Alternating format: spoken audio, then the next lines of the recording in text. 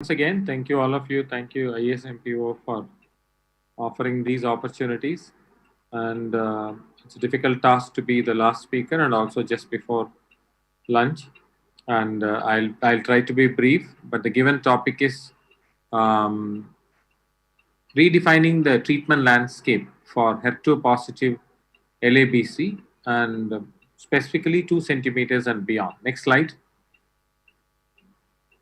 As we know, this is the data set, two data set from 1986 and then from 2004. And what it essentially shows is that prior to the HER2 era and post adjuvant early breast cancer, what was the relapse rate? I mean, biopsy proven stage 1 to 3 breast cancer. And what was the relapse rate? That was HER2 positive ER negative group on the left with the highest hazard ratio for relapse. And then on the right panel is in the year 2004 to 2008, once adjuvant Herceptin came into vogue, you would see that the hazard ratio for relapse rate comes down, but still the hazard ratios for relapse is still higher, I mean, as comparable to the triple negative group. Next slide.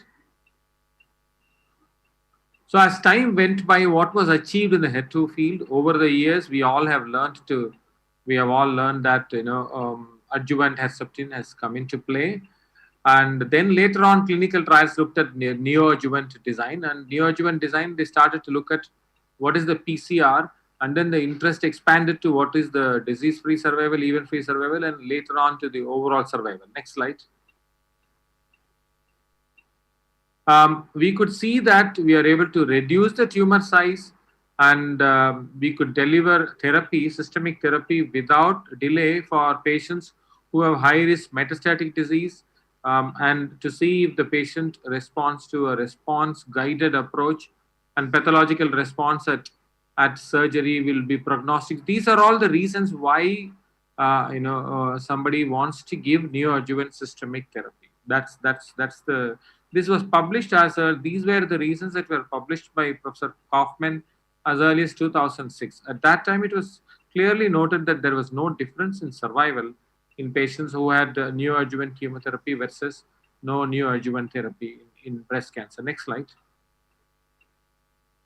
So the expected benefits, as far as specific patient goes, is breast conservation may be improved, inoperable tumors may become operable, and modification of further lines of adjuvant management can be decided based on the response to the neoadjuvant chemotherapy. This is the NCCN guideline today, 2020. These are the premise for which one would consider systemic neoadjuvant therapy. Next slide. Now we can broadly categorize that neoadjuvant systemic therapy can be considered in patients who are deemed inoperable at upfront. I mean, that's easy to decide: inflammatory breast cancer or bulky or mated N2 and N3 nodal disease and T4 tumors. But there are some specific subset of operable breast cancer, which is HER2 positive and T2 or more and N1 or more should be considered for neoadjuvant systemic therapy. This is the evolution of neoadjuvant systemic therapy. Next slide. So therefore, apart from the locally advanced setting T3, N0 and so on and so forth, a subset of 2B is also being considered for neoadjuvant systemic therapy. Next slide. So who should be considered for preoperative systemic therapy? High tumor volume, lymph node positive disease, and high risk features like HER positive and younger age at diagnosis. And in patients with HER2 positive early breast cancer, tumor size of more than or equal to 2 centimeter, node positive disease, should receive neoadjuvant therapy, preferably with a doublet trastuzumab, pertuzumab. This is the NCCN current summary. Next slide. Similarly, the American Society of Breast Surgeons would also summarize that in patients with HER2 positive early breast cancer, tumor size more than or equal to 2 centimeter, node positive disease should receive neoadjuvant chemo, preferably with a doublet. Next slide. So the most important reason why this has come into the summary guidelines of NCCN and also the American Breast Cancer Association is this pooled analysis of all the neoadjuvant trials in the HER2 sphere, you would see that this is 12 international clinical trials pooled analysis. And essentially, this shows that in patients who are HER2 positive and ER negative, A, you can achieve a very high PCR rate of 50% plus.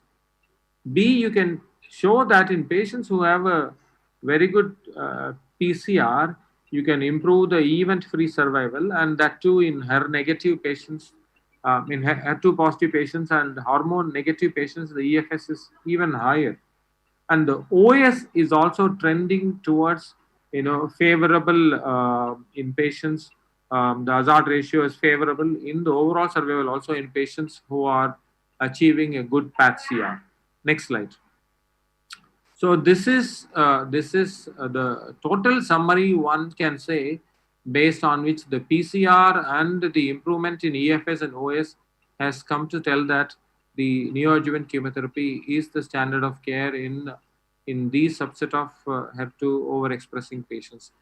Again, this was largely based on these two important trials. One is the NEOSPHERE, which looked at PCR as a primary endpoint, and the TRIFINA, which looked at the cardiac safety as a primary endpoint, with PCR as a secondary endpoint. There was a lot of information to derive from this particular two subsets, based on which the recommendations have evolved. Next slide. NEOSPHERE primary endpoint PCR. What was the outcome? 40% plus PAT-CR in patients who have the doublet plus taxane. Next slide. In TRIFINA, again, the PCR rates were very high. And again, TRIFINA could show that in patients who are ER positive versus ER negative, the PCR rate could be different, and the PCR is the best in patients who are the ER negative disease. Next slide. So today, the standard of care is neoadjuvant chemotherapy with anti-HER2 doublets, and post the neoadjuvant chemotherapy, the current standard of care is to continue anti-HER2 therapy to complete 1 year of treatment, and to add endocrine therapy if the patient has got a hormone receptor positivity. Next slide. So this is a broadly proposed strategy published this year for managing patients with stage 1 to 3 HER2 positive early breast cancer. While it is very easy to say that in T1A and B node negative, surgery is the first option, and in patients who have clinical T2 and above and clinical node 1, N1 and above, definitely goes for neoadjuvant doublet option. There is a subset of patients who are T1C N0, wherein you would assess the risk of the patient and then offer them neoadjuvant therapy or surgery upfront. Those high risk would be age less than 35, and in patients who I mean, that's exactly the age group where you will consider neoadjuvant chemotherapy. And in patients whom you have put them on neoadjuvant chemotherapy, at this point you will look at whether they achieve a PAT-CR, and if they achieve a PAT-CR, you would offer them further therapy 1 year with trastuzumab possibly. And in patients who are ER positive, niratinib is an option. And in patients who have a residual disease positive, TDM1 and niratinib comes into play. How did this summary came about? We look into the data sets which have brought about this probable algorithm that is currently broadly acceptable to all of us. Next slide. So why would preoperative systemic therapy be offered in the HER2 positive early breast cancer? We should remember our original reasons for systemic therapy, whether it benefits the breast conservation rate, and whether it can render inoperable tumor operable, and prognostic information can be derived or not. Next slide. The other additional factors is whether sentinel lymph node biopsy will be sufficient, and whether the portal of radiation can be altered or not. And what we have learned over the time is that 80% of the locally advanced breast cancer patients can become operable, and 25% of operable LABC, again, who were originally candidates for mastectomy, can undergo breast conservation surgery. Next slide.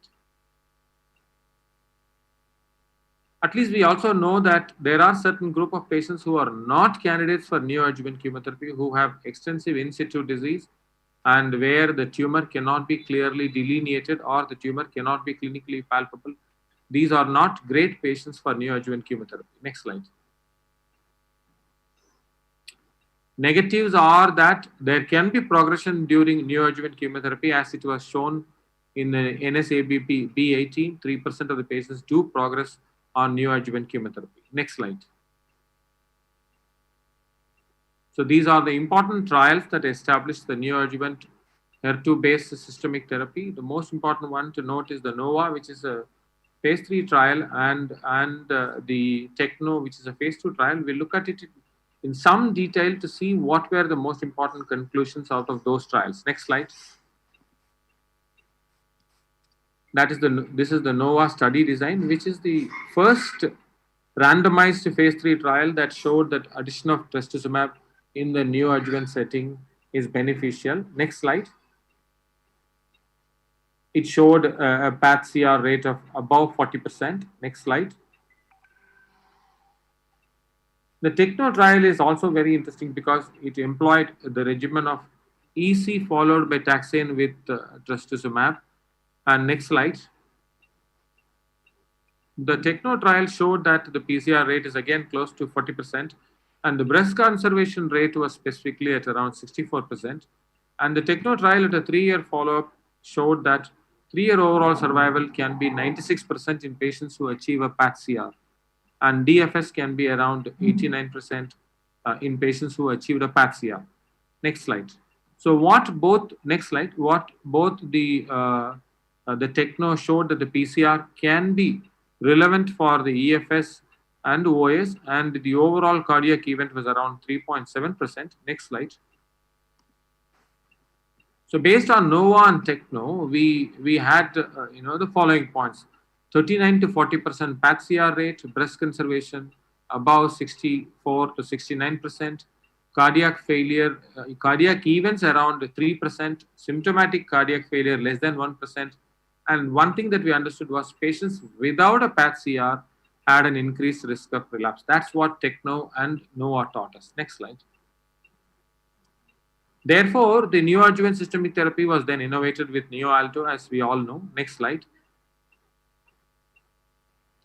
And this is the PathCR to the NeoAlto. And NeoAlto, you would see that the PathCR was 51.3%, in which the lapatinib trastuzumab arm without chemotherapy doublet. Next slide. So the most important take home from the NeoAlto was that PathCR with doublet dual blockade is significantly higher, to the tune of 51.3% as compared to 29 to 30% with either of the other arms, and therefore dual blockade became a valid concept with the NeoAlto. But subsequently, the lapatinib trials kind of pandered, and lapatinib has not become a standard of care in patients in the neoadjuvant setting. Next slide. So then came the pertuzumab, and once the pertuzumab, the Neosphere and the Trifina data came out, it has already received the FDA approval. So we'll look into these data sets. Next slide.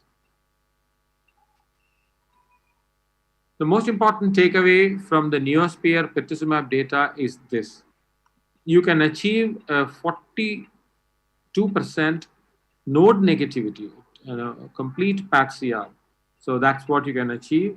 And that's again in patients who are ER negative, it is 63% as compared to ER positive patients, which is 26%. Next slide.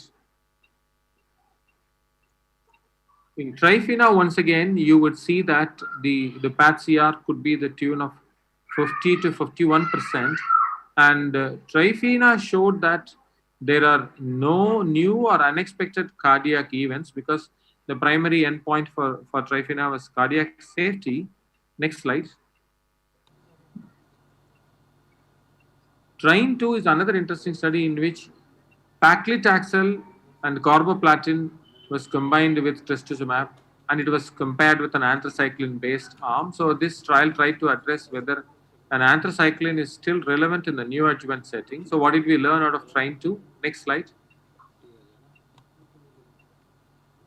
3-year follow-up of TRINE2 showed that the event-free survival and the overall survival is comparable, and this is a non-anthracycline based regimen that showed a comparable PAT-CR and a comparable EFS and OS.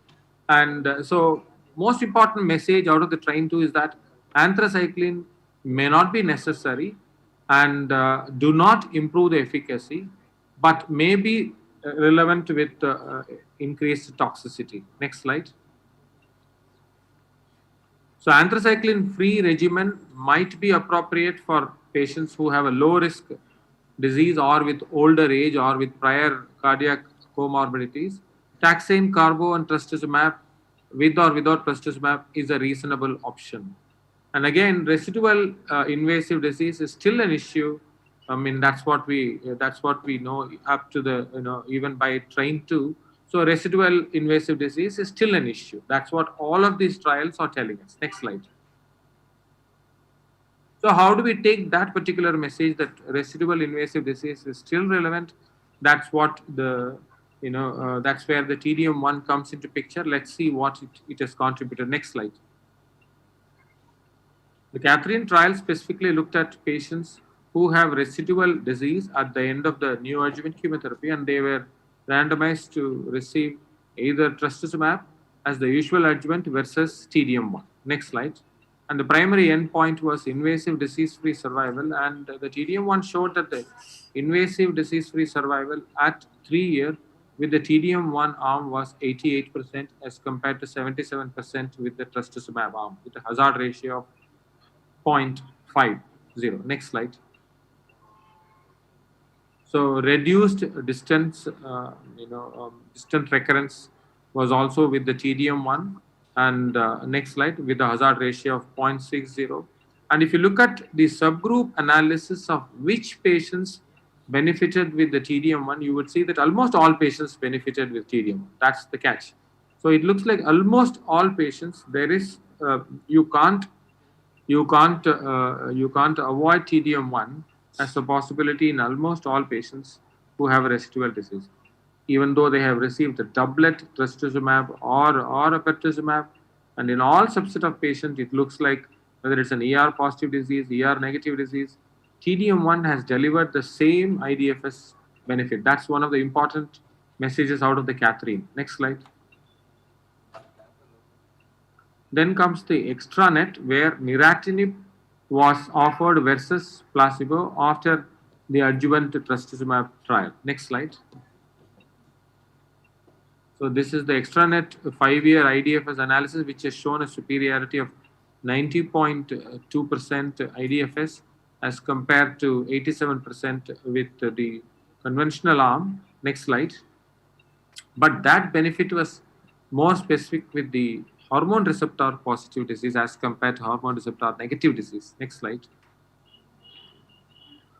So the IDFS specifically was superior in hormone receptor positive disease and in patients who had received trastuzumab less than 1 year from the point of randomization. That's where the delta was the highest at 5.1% and 7.4% as compared to patients who have received trastuzumab less than 1 year, which was 5.1%. Next slide.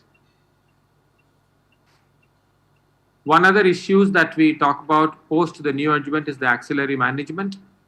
It's very easy to make some decisions in patients who had a clinically negative axilla prior systemic therapy as compared to patients who had a clinically positive axilla prior to systemic chemotherapy. Next slide. So in patients who had a clinically negative axilla before your neoadjuvant therapy,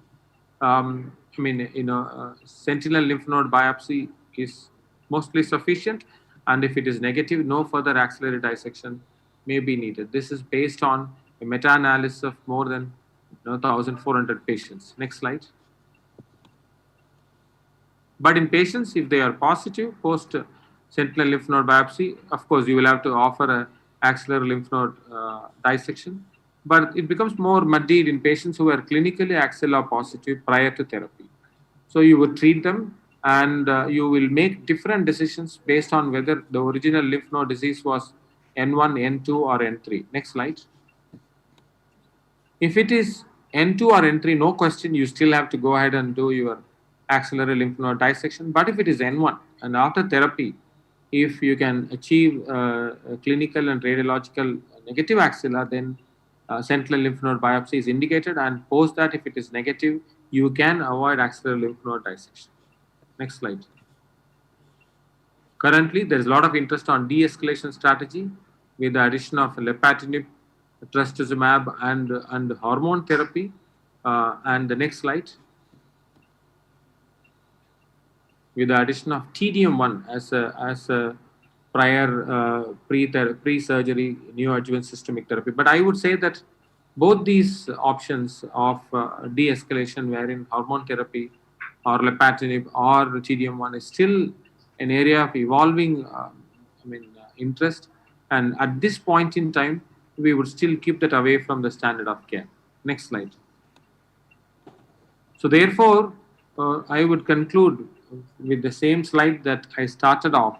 So this was published this year. This is a broad proposed strategy for managing patients with an early breast cancer, HER2 positive disease, stage 1 to stage 3. If it is T1A, T1B, take them up for surgery.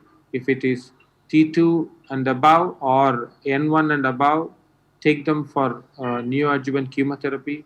And if it is T1C, high risk patient, take them towards neoadjuvant chemotherapy. Post the neoadjuvant chemotherapy, if a PAT-CR is achieved, you can continue a single agent or a doublet 1 year anti-HER2 therapy, and you can consider addition of neratinib in hormone receptor positive disease. But if the patient has got residual disease post neoadjuvant systemic therapy and post the surgery, then the standard of care is to offer TDM1 for about 14 cycle, and neratinib should be considered in patients who have hormone receptor positive disease.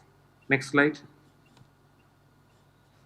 And in future, the emerging interest is on addition of immunotherapy to the neoadjuvant setting, atezolizumab, and these are IM patient 050 and AP trio is all looking at atezolizumab, and again Paltan is looking at palbociclib plus letrozole plus Herceptin as a neoadjuvant option. Next slide.